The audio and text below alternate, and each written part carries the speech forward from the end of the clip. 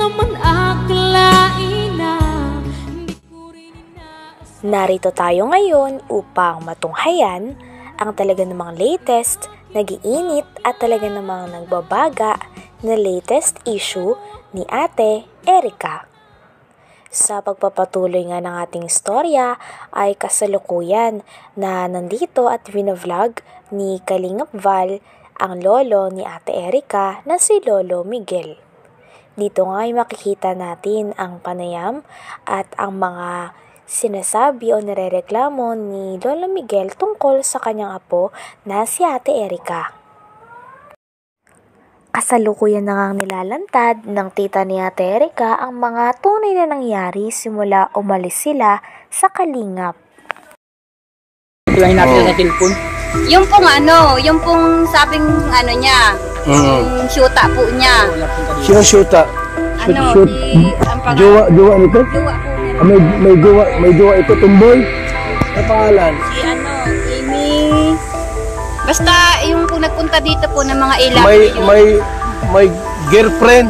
Opo. Yun po ang nagpunta dito. Yun po ang Pero mabait naman po yun. Mabait naman yun. Pumunta rito. Punta dito. Anong ginawa rito? Yun po, nagpunta po dito nung nandito pa po nung sila Erica na nakatira. Yung Mayroon ka palang jowang tumboy. Wala mo bang pakialam dyan kung may jowa ka o wala. Pero mabait po yun. Yan lang. Ngayon, sinong pira yung ginamit? Pira nila o pira ni John A? Kay Jun eh. Yun po yun. Kami po ang magpapatunay po doon. Hindi pira nila Hindi en po pira Torres. po ng Ilaber. Hindi pira. Yung pira po ni John A, ang binili po doon ni Sheila May, lote sa dait. Okay. May luto sa daip, binili. Opo. Magkano bili nun? Yung baga pong Ilmax po yun. 100. Bumili pa ng motor. Oh, Tricycle. ang dami, tricycle pa. Motor, tricycle pa. Ang dinig ko, yung may tricycle ngayon ay pampamilya. Pero inang Sabi kanila. nila. Inang kinino? Nilunong asawa.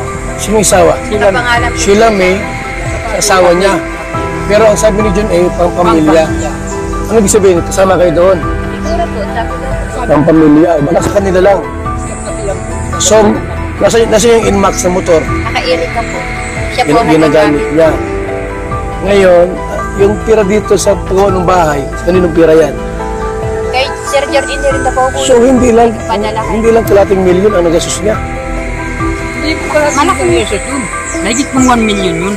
Ang alin? Ang halaga nun. Ang alin? Yung bahay kong yun. Itong bahay na ito, higit 1 milyon. Hindi ko makakapagod natin yung mga Ito po, ginawa kong mga yung nakakita. asawa nito. Yan. Ginawa kong O, ayun ang carpentero. ebidensya. So, tayo, kung tutusin, kung pintahin lahat, ba't ang mga 2 milyon ang pirang binitiwan ni Sila John na ang A? nagpaganda. Baka higit hanggang loob ng bahay. Opo. Hindi, kasi may Inmax pa. May motor, sidecar, may lupa. Dito nga ay malalaman natin ang tunay na nangyari kay Ate Erica at sa kanyang kapatid simula nawala sila sa Kalingap. Ito nga ang tunay na dahilan. Sabi nga dito ay kaya daw sila umalis sa Kalingap, ito ay dahil nakahanap sila ng sponsor na talagang magbibigay sa kanila ng pera na direkta na. Dito nga ay pinangalanan na kung sino ang sponsor na yon at ang pangalan nga ay si Sir Jun A. Ito daw ang sponsor na nagpabahay kay Ate Erica at sa kanyang kapatid na si Sheila May.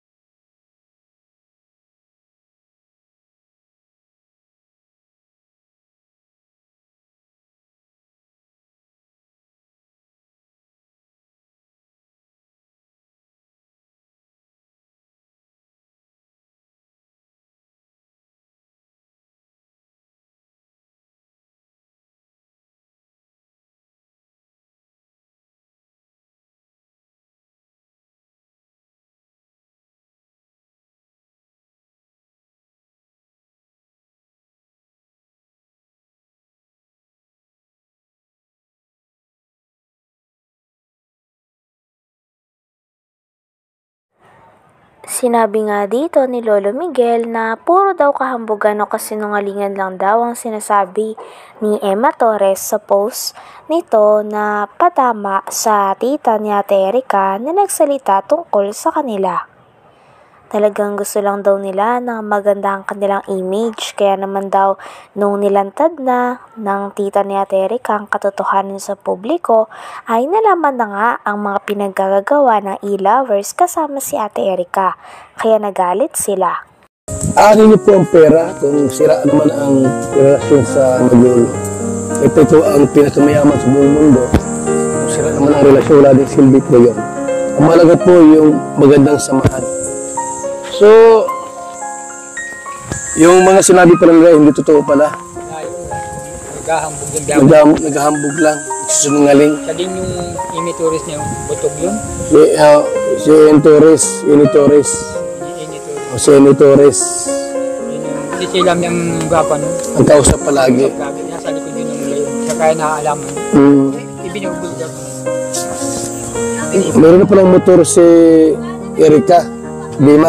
Max. Oo, meron. Anong pala yung motor niya?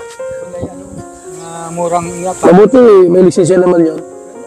Kinunan yun nila si Dikuanig dun eh. Ang lisensya. Lisensya sila. Talagang Si Arnie. mahal na mahal ni yung mahal na mahal ni John Lee, ano? Sila po sa Naga. Tapos sa may loto sa Dait. May luto sila. Wow, grabe, congratulations. Tapos may bahay pang maganda. Walang masamang tumulong. Meron lang kasi nagpaabot ng reklamo sa atin. Itong si Lolo Mig saka Jimmy. Kita po niya yan. Bakit gano'n nangyari? May ilang supermeter yun.